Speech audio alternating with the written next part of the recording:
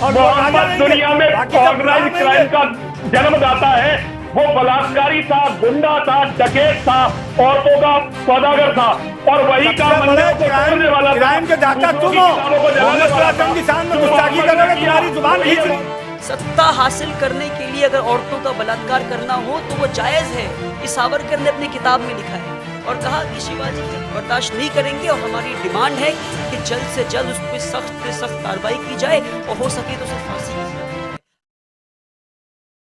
नमस्कार, आदाब। मैं रज़ा अंसारी। नरसिंहानंद का जो बयान है प्रॉफिट मोहम्मद के खिलाफ, मुझे लगता है सिर्फ मुसलमान नहीं, देश का कोई भी व्यक्ति उस बयान को सपोर्ट नहीं कर सकता। जिस तरह से प्रॉफिट मोहम्मद के ऊपर लगातार बदज़बानियाँ की गई या प्रॉफिट मोहम्मद के खिलाफ गंदे भाषाओं का प्रयोग किया गया, तो उस पर मेरे साथ वली रहमानी है, सोशल एक्टिविस्ट है और अपने बेबाक बयान के लिए जाने जाते हैं। तो वली, जिस तरह से नरसिंहानंद ने प्रॉफिट मोहम्मद के खिलाफ बदज़बानी की, ये सिलसिला कब तक चलेगा? कब तक मुसलमानों के बिलीफ के साथ खिलवाड़ होता रहेगा?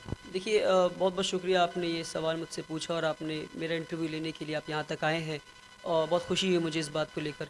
अब देखिए, ये है, ऐसा है कि मेरे दोस्तों ने मुझे बताया कि नरसिंहानंद सरस्वती ने नबी सल्लल्लाहु अलैहि वसल्लम के शान में गुस्ताखी की है और उन्होंने कई सारे बयानात दिए हैं। मेरे दोस्तों ने मुझे लिंक भेजा कि लिंक पे जाकर वीडियो देखो। कई दोस्तों ने वीडियो डाउनलोड करके मुझे भेज दिया कि देखो और इसका जवाब दो वली, हमें कुछ करना है। मेरी हिम्मत नहीं हो रही थी देखने के लिए, पर मैं जब ये वीडियो खोला तो पूरी वीडियो देख नहीं पाया। जब जिस तरह के वो बयान कर रहे थे ये लोग, और ये नापाक, ये गंदे लोग जिस तरह नबी सल्लल्लाहु अलैहि वसल्लम के बारे में बयान दे रहे थे, मेरी हिम्मत नहीं हुई कि मैं पूरी वीडियो देख सकूं। एक दो दिन मुझे लग गया कि मैं पूरी वीडियो देख पाऊँ, पहली बात तो ये है। और जो हमारे नॉन मुस्लिम भाई हैं उनको ये बात बता दूं मैं, और ये समझ लें कि अगर आपकी माँ को कोई आपके सामने गाली दे और गंदी गंदी गाली दे और कहे, मैं गाली ज़बान पे लाना नहीं चाह रहा, कि आपकी माँ को कोई बहुत गंदी गाली दे, तो आप उस वक्त क्या करेंगे? क्या आप अपने आप को बर्दाश्त कर पाएंगे? क्या आप अपने आप को कंट्रोल कर पाएंगे? नहीं कर पाएंगे। तो हर एक मुसलमान जो इस दुनिया पर, इस ज़मीन पर है, उसके लिए ये कानून है कि वो इंसान, वो मुसलमान अपने माँ बाप से ज़्यादा, अपने बच्चों से ज़्यादा, भाई बहन से ज़्यादा, सारे जानने वालों से ज़्यादा अपनी ज़िंदगी में किसी से मोहब्बत करता है शिद्दत वाली, तो वो कोई और नहीं बल्कि मोहम्मद सल्लल्लाहु अलैहि वसल्लम, प्रॉफिट मोहम्मद हैं। तो जो इंसान माँ बाप की गाली नहीं बर्दाश्त कर सकता और मुसलमान माँ बाप से ज़्यादा, भाई बहन से ज़्यादा प्रॉफिट मोहम्मद से मोहब्बत करता है, तो वो नबी की शान में गुस्ताखी और गाली कैसे बर्दाश्त कर सकता है? अब आप देखें, मैं किस तरह बयान करूं कि मैं किस तरह, कितनी मुश्किल के साथ ये पूरी वीडियो देख पाया। और एक वीडियो नहीं बल्कि 3 वीडियोज़ हैं इनके, जहाँ नबी की शान में गुस्ताखी कर रहे हैं और कई सारी गंदी गंदी बातें कही। उनमें से एक गंदी बात उन्होंने ये कही कि मैं ज़बान में लाना नहीं चाह रहा हूँ, पर मैं चाह रहा हूँ कि लोग समझें। उन्होंने ये कहा कि नबी सल्लल्लाहु अलैहि वसल्लम औरतों के सौदागर थे, नाउज़ु बिल्लाह। जब मैं ये कह रहा हूँ, मैं ये अल्लाह से दुआ है कि मैं कहते हुए मर जाता, काश मेरी अल्लाह रूह निकाल लेते मेरे जिस्म में से। पर ये लोगों को बताना ज़रूरी है कि ये कैसी बात है। आप बलात्कार, आप रेपिस्ट, ऐसे शब्द इस्तेमाल कर रहे हैं हमारे नबी के बारे में। ये क्या देश आ गया? आज हम किस देश में रह रहे हैं? मुसलमान कहता है कि कानून बचा लेगा, संविधान बचा लेगा हमें। ऐसा मैं भी कहता था।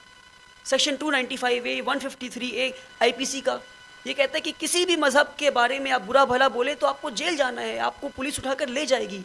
कोर्ट जो है सुओ मोटो कॉग्निजेंस लेना चाहिए। आज 2-3 हफ्ते हो गए हैं इस बयान को दिए हुए, आज भी वो इंसान खुले में फिर से बयान दे रहा है, खुले में घूम रहा है, कोई उसके ऊपर कार्रवाई नहीं, कोई FIR नहीं।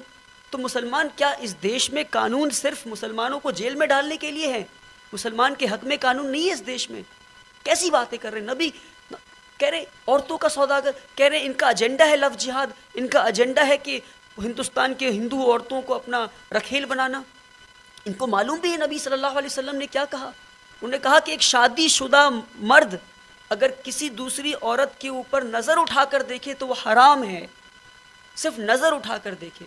और घूरना, पीछा करना, जिसको आज के टर्मिनोलॉजी में हम स्टॉकिंग कहते हैं और बहुत कूलली कहते हैं, I was stalking somebody on Facebook, Instagram, मैं स्टॉक कर रहा था। और जो लीगल टर्म में स्टॉकिंग 354D, नबी हमारे इंडियन पीनल कोड में 354D स्टॉकिंग 2013 में ऐड हुआ। हमारे नबी प्रॉफिट मोहम्मद ने 1400 साल पहले कहा स्टॉकिंग इज़ हराम, ये शादीशुदा मर्द के लिए।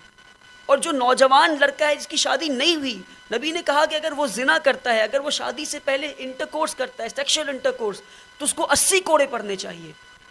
80 छड़ी नहीं, 80 डंडे नहीं, 80 कोड़े पड़ने चाहिए। नबी ने ये कहा। एक कोड़ा पड़ जाए आज के किसी इंसान को तो उसका जहन दुरुस्त हो जाए।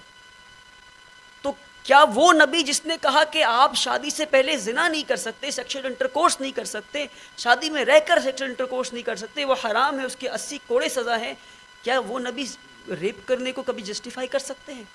क्या वो नबी लव जिहाद का एजेंडा चला सकते हैं? नाउज़ुबिल्लाह। और ये शरीयत का कानून है, सबको पता है कि रेपिस्ट का सज़ा शरी कानून में, शरीयत में वो सज़ाए मौत है। और रेप चाहे मुस्लिम का हो या नॉन मुस्लिम औरत का अगर आपने रेप किया, बलात्कार किया तो सज़ाए मौत है। ये नबी का कानून है, ये प्रॉफिट मोहम्मद का कानून है। और ये कौन सी इस्लाम पर है? ये अपने मज़हब को नहीं पढ़े, इस्लाम की बात कर रहे हैं ये लोग। इन्होंने अपने मज़हब को नहीं पढ़ा। राज ठाकरे ने कहा, मैं नहीं, राज ठाकरे जो एक वक्त में हिंदुत्व का आइकन था, उसने कहा कि हिंदुस्तान को अगर रेप से बचाना है और हिंदुस्तान में रेप रोकना है तो शरीयत कानून नाफिज करना है यहाँ पर कि सजाए मौत दे। शरीयत कानून उन्होंने कहा, शरिया कानून का ये एस्पेक्ट हिंदुस्तान में लागू करना, ये राज ठाकरे ने कहा। महात्मा गांधी ने 1937 में कहा अपने कांग्रेस के सेशन में कि अगर तुम्हें गुड गवर्नेंस सीखना है और अच्छे तरह से देश चलाना सीखना है, उमर बिन खत्ताब, खलीफा उमर की ज़िंदगी को उठाकर पढ़ो। और खलीफा उमर किसके खलीफा थे, किसके फॉलोअर थे? प्रॉफिट मोहम्मद के।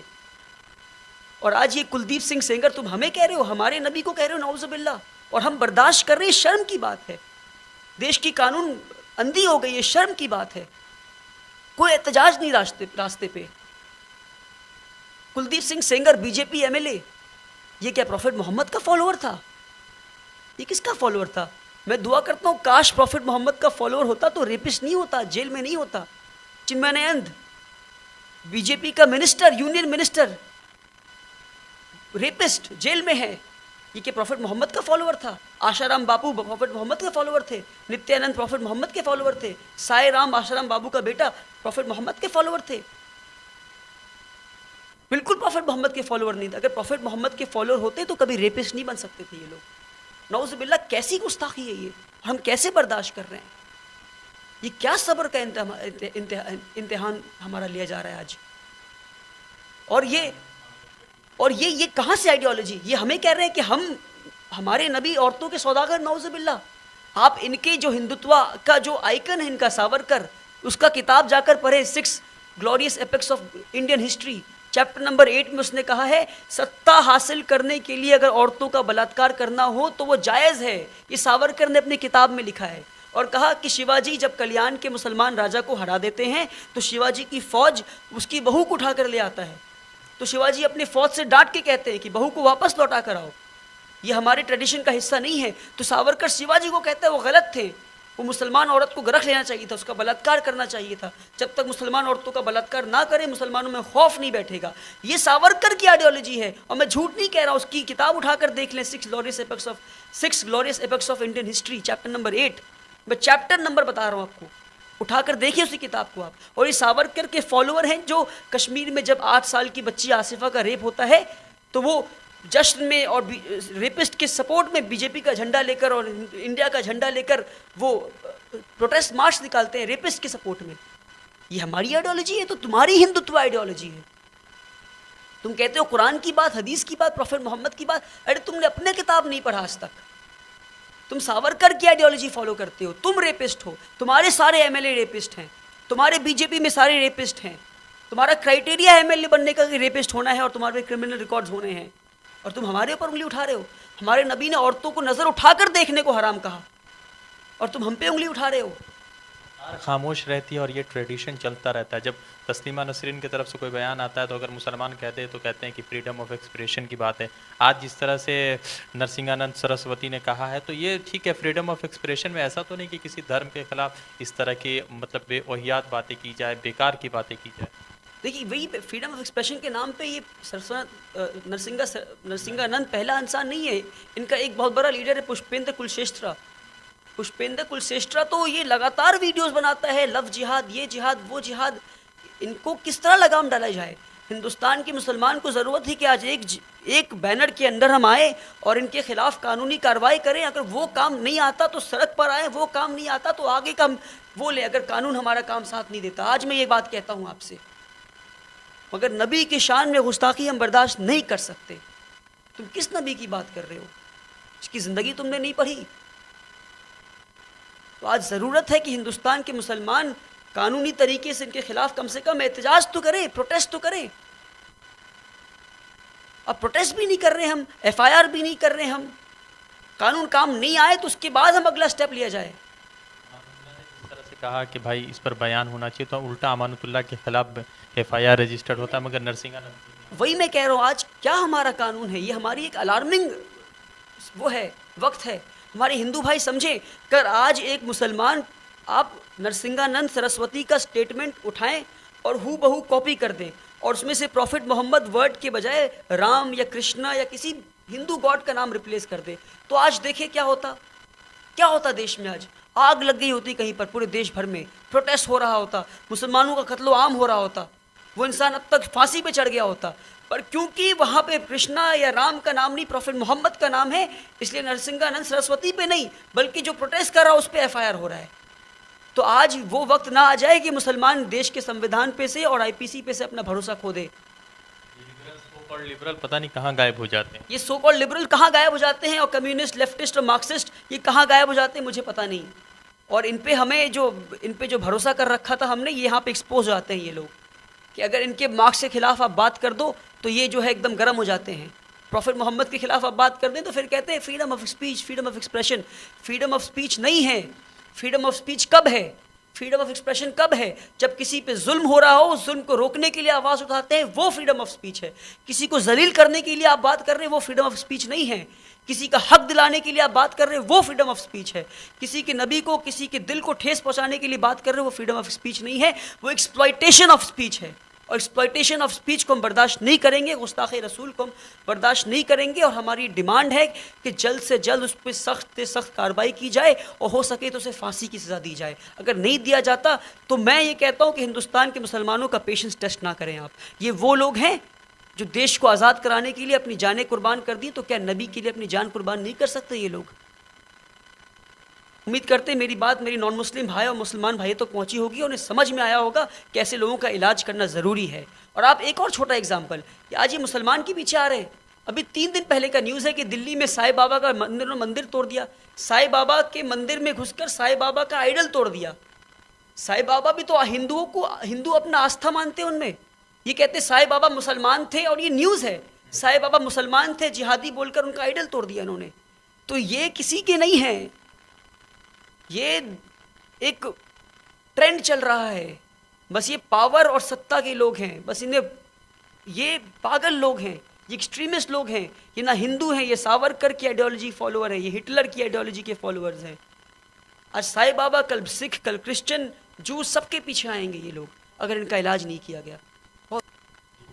तो लगातार जिस तरह से नरसिंहानंद सरस्वती के बयान से जिस तरह से मुसलमानों के अंदर एक जो है आप कह सकते हैं गुस्सा है, और गुस्सा होना वाजिब बनता है, क्योंकि आप किसी के धार्मिक चीज़ों को लेकर, किसी को बिलीफ को लेकर और प्रॉफिट के लेकर जिस तरह से बयानबाजी करते हैं, तो कोई भी व्यक्ति होता, अगर कोई मुसलमान किसी हिंदू के खिलाफ किया होता तब भी यही होता। मगर अभी सारे लिबरल सो रहे हैं, सारे लिबरल जो है अभी सोने की बात करें, फ्रीडम ऑफ एक्सप्रेशन की बात करते हैं। अब सवाल ये उठता है कि कानून को चाहिए कि ज़्यादा से ज़्यादा, जल्दी से जल्दी इस पर जो है कोई कठोर कार्रवाई करे, ताकि इस तरह के लोग जो कॉम्युनल हार्मोनी को ब्रेकअप कर रहे हैं, जो तोड़ रहे हैं, उनके खिलाफ कार्रवाई हो सके।